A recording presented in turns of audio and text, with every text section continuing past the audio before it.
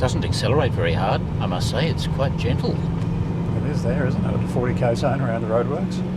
Oh, that's why.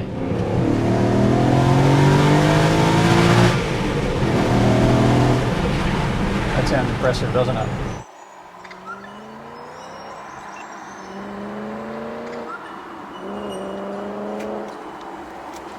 We've reviewed quite a few Porsches in the last few years, but not many BMWs, and not many proper M cars.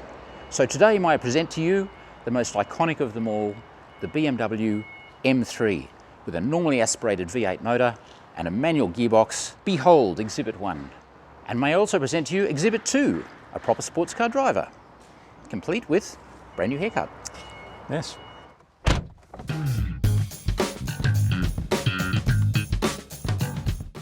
These few hours have changed me.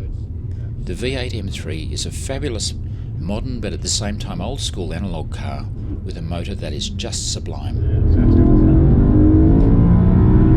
doesn't it? I actually really want one, so stick around, we'll learn about it together. I'm quite liking this car. You're a BMW fan, of course you like this car. Yeah, well, obviously, yeah. So Mark, welcome back, you and me again. It's only a week or so since we did a BMW. But this time, it's not electric. Very different, isn't it?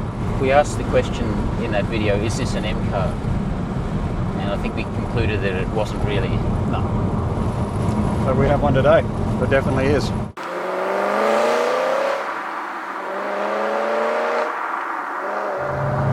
We'll look back in 10 years' time on this kind of car and go, remember when we used to drive those? Yeah, that's right. Well, first impressions are this car is just rock solid, 123,000 Ks on it. It does not have one rattle or squeak in it. It's so well built. 15 years old. So we're on MDM there. It just changes the characteristics, throttle response, tightens the steering up a little bit. I'd probably have it on that all the time. It's really nice to drive. But basically it does everything in one hit with one button. You can configure that separately or individually. Yep. But it's just an easier way than pushing 3 or 4 buttons and going through the screen. You just hit the button. You like it firm, don't you? Yeah, I kind of like a nice firm feel on the steering wheel. I like the shocks of the dampers a little stiffer. Certainly on nice smooth roads like this, if you're just driving around town, you'd soften it off. But when you get a good quality road like this, it really rewards. Just turns it beautifully. You got that really nice big fat M steering wheel, which feels great in your hands. The engine's quieter than I expected. Yeah, it's got a nice note. It's not raucous at all, but it really has a very purposeful note.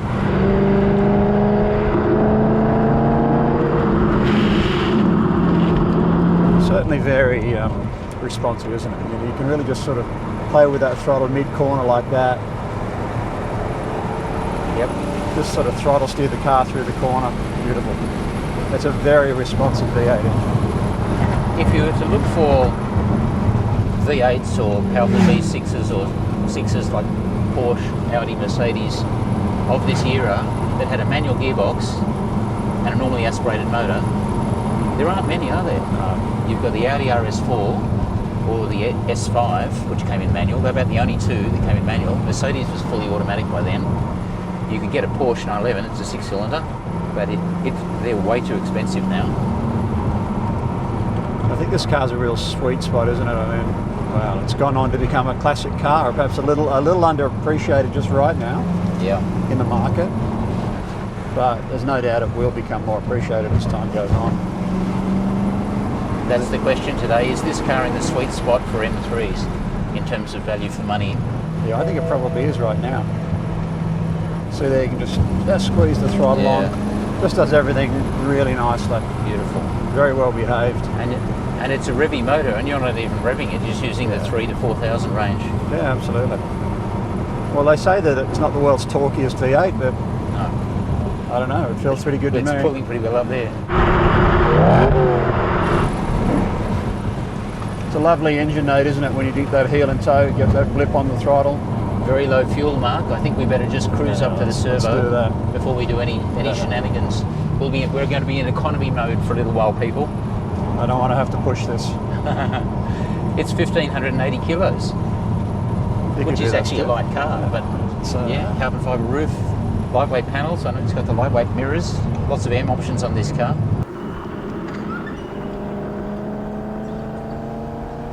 If you haven't seen the wide range of cars we've been lucky enough to fang around in, please have a look around our little channel and help us make it a not so little channel. Plenty of exciting cars already there, and plenty coming too, so do subscribe, maybe click the like button, or even leave a comment like, "Hey Mark, don't let Stuart drive," something like that. So let's just review the whole M3 series, starting from the very first one. The first one was the E30, little firecracker, wasn't it? 4-cylinder, only came in manual. Yeah, brilliant car, great race heritage. You actually did it for laps? Yeah, I did a few events for BMW, doing hot laps in the M3 Silverstone and Brands Hatch and places like that. It was pretty cool, good memories. There are only two for sale in Australia at the moment. One's a race car in Queensland, 125 grand, and one's $200,000. Yeah. So it seems the older your M3 is, the more it's worth. Yeah. The next one was the E36, which was the straight 6 3 litre, then later on a 3.2. You like those, don't you? I was a big fan of them at the time. They were an awesome car, brilliant engine, great chassis, and they're still fun to drive today.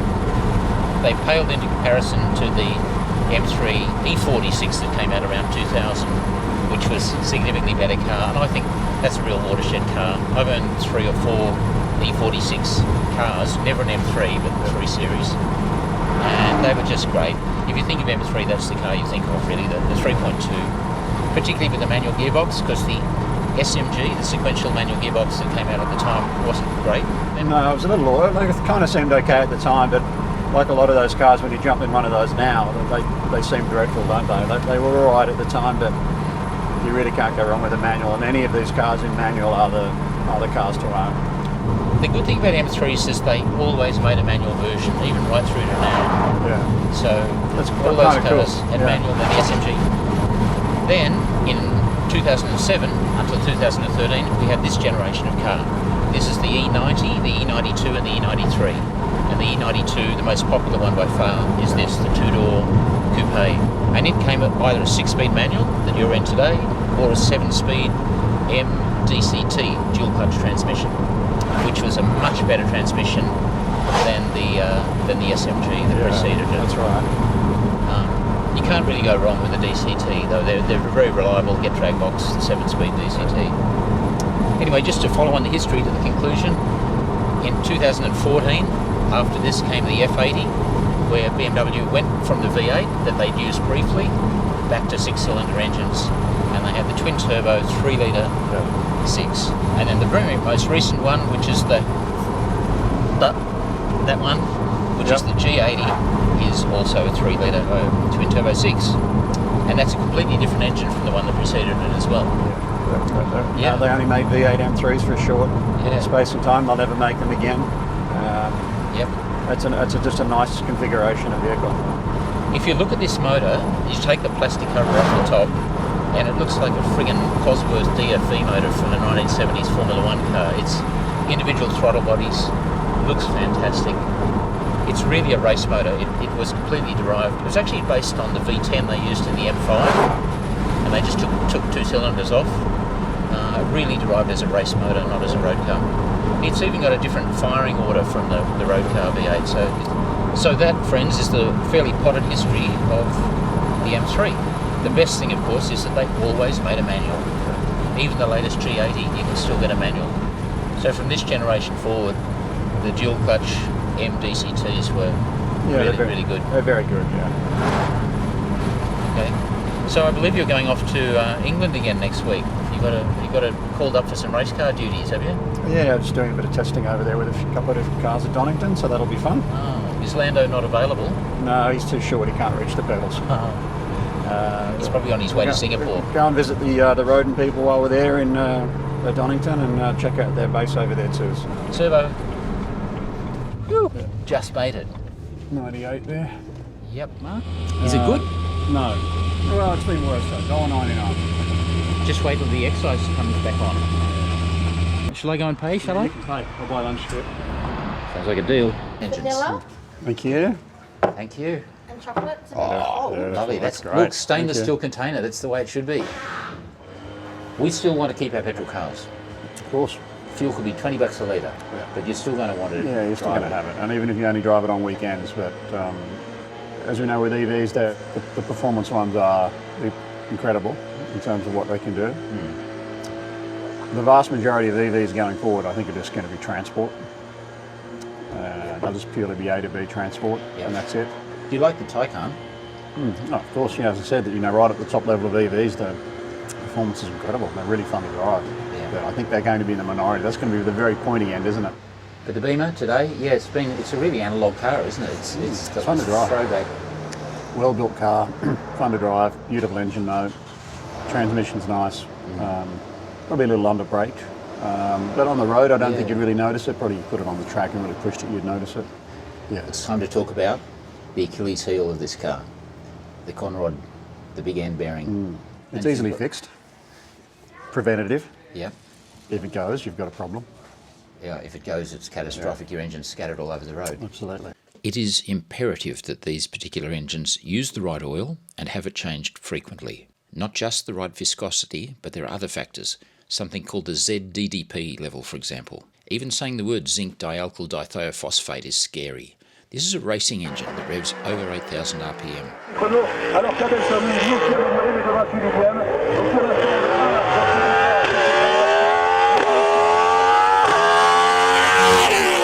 The conrods have very tight clearances, and if they get starved of oil, nasty things happen, often with no warning.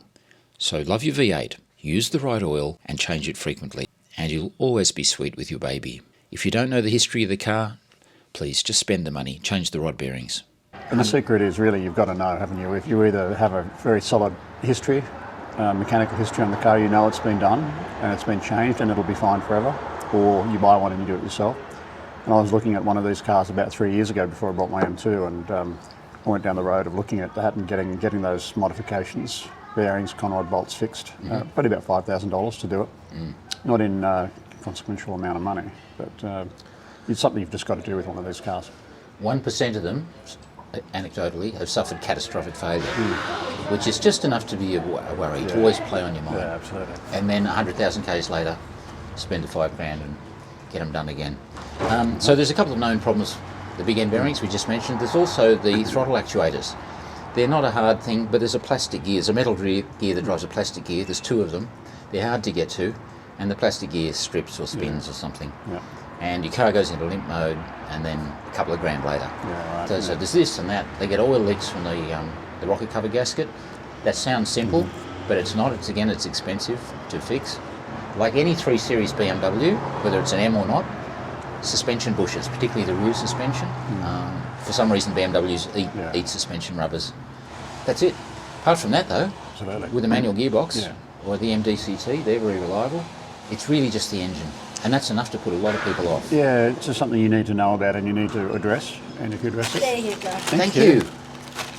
beautiful. Puts people off, so the good side of that is resale values are down. Here's the E30, super expensive. Here's the E36 and the E46. They start at 50 grand. These cars are around the same, 45 to 50 grand start price for high mileage ones. But that's a lot of car though, isn't it? You know, It's a lot of car to drive, and it's underappreciated, probably undervalued right now. The engine issues are fixable. You can sort that. You just need to know what you're doing. You need to make sure it's done. And the car's bulletproof, really. I mean, I think they're awesome. Yeah.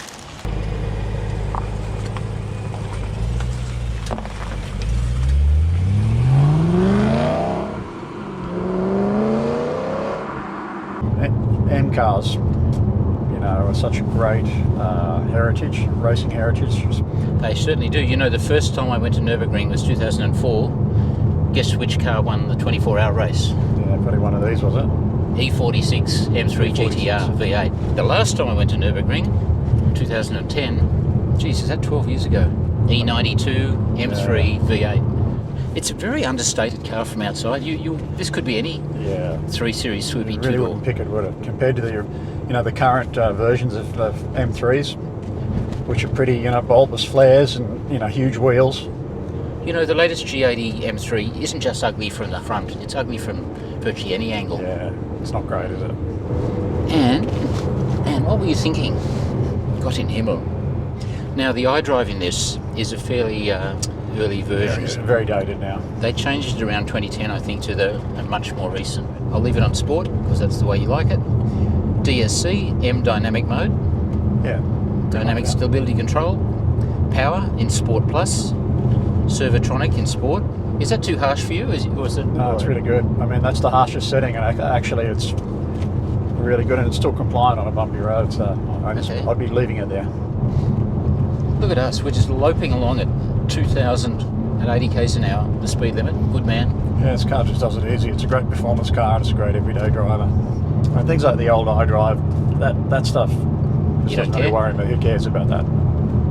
The performance of this vehicle is really very, very good. We're on 19-inch rims, we've got Pilot Sport 4s, 245s front, 275s to the back, just like standard car. This car's over 100 horsepower per litre, which was a real benchmark figure to achieve. Yeah.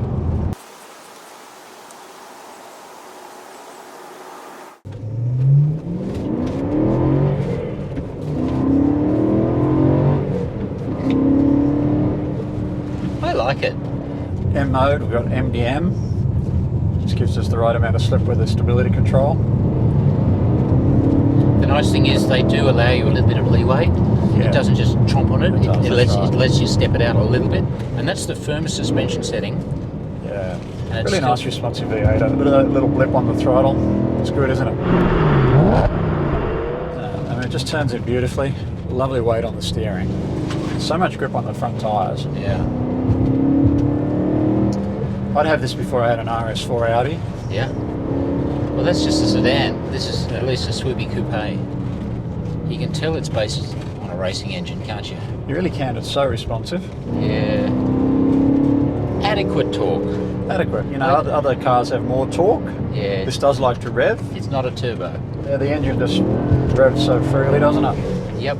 It's got real authority to it, hasn't it? With that V8 bellow. Yeah.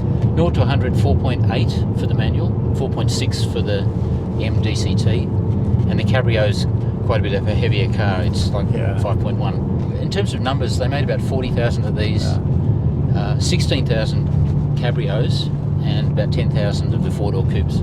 But you only saw these in manual in 2007, 2008 in Australia. I don't know why. They kept making this car the whole period from 2007 to 2013. But the manuals were only the first couple of years that I can find. I don't know why that is.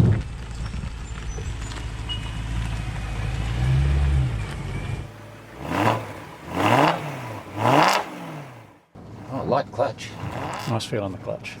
Very easy to heel and tow, and with the V8 being so responsive, just a little blip on the throttle. That was a bit too much, but I just wanted to see what it sounded like. Sounds good.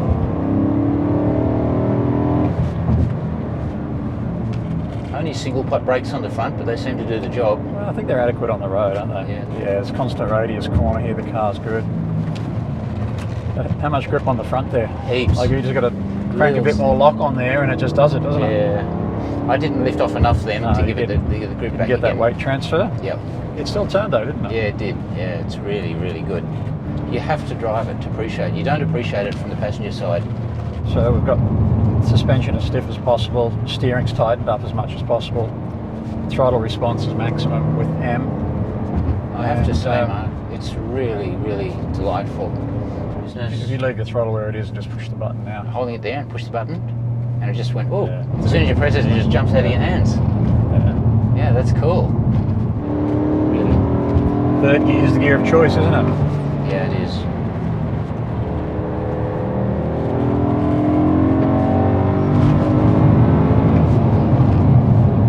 Honestly, until I got behind the wheel, I didn't realise just how good this steering would be.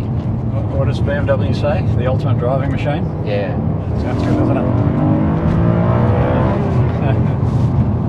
But the engine spins up and down very quickly. Yeah. So that's what I like. That's a That's racing engine yeah. feel. And you get the same thing with an Aston Martin. Yeah. You don't get it with an AMG. Why don't we take this opportunity to thank Brad? Yeah, thanks, Brad. Been Again. supporting us again with a few cars recently at Worthington BMW. They're at Gosford, and great dealership. BMW, Mini, and Lexus. Yep. And this is part of his collection. So. You can't walk in the door there without saying, you want to sit down and have a coffee? It's really nice. Would you like to take over again, champion? For sale, They range from $40,000 to $100,000. But let's say you spend, typically, for a manual car, they're worth more. There are 7 of them manual for sale, and they're all between 70 and 80 grand. But all the rest are DCTs. And guess how many of them there are? 67. So everybody went for dual clutch. It's a really good amount of power for the chassis, don't you think? Traditionally, M3s have always been 6s. You would think shoving a V8 into the front of one of these would have overwhelmed the chassis, but it actually hasn't. No. Well, this V8's actually 15 kilograms lighter than the straight 6 that it replaced. It's interesting, isn't it? Yeah. 309 kilowatts, 420 horsepower at 8,300 RPM. I wasn't going to rev it that high just to be nice to it. No. 400 newton meters, 295 foot-pound at 3,900. Of course, it's got a limited slip diff. It's so throttle responsive, and that throttle, not just in terms of the engine, but in terms of the chassis. You make adjustments to throttle mid-corner, and the chassis adjusts. You can really feel the balance shift front to rear. And for me, that's again a sign of a great driver's car. Bacon and egg roll. We just lost our vegetarian audience. There's probably about 3 people. Yeah, I don't think we had one. Bye.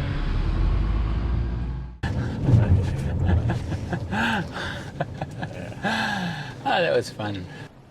Oh hey, you made it right through to the end of the video. Congratulations. Thank you for watching. If you like what you see, please share it with your motoring friends. And above all, click the little subscribe thing down here so you can see the latest videos when we bring them out, hopefully each week. I look forward to seeing you soon.